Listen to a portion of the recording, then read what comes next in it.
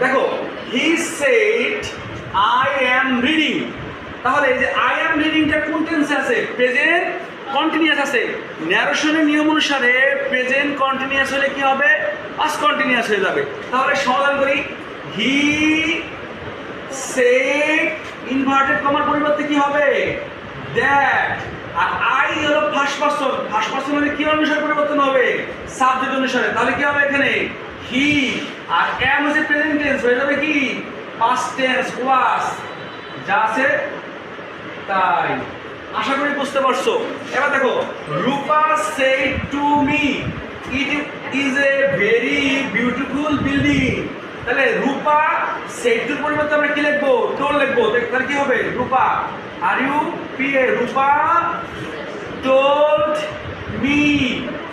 কারণ সেড টুর পরিবর্তে টোল লিখলে আর প্রিপোজিশন দেওয়া লাগে না। আর এই ইনভার্টেড কমার পরিবর্তে কি হবে? দ্যাট হবে।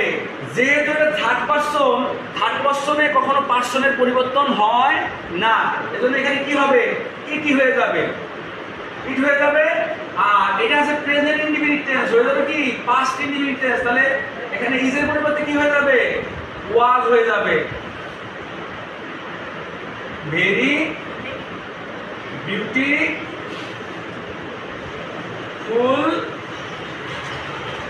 বিল্ডিং।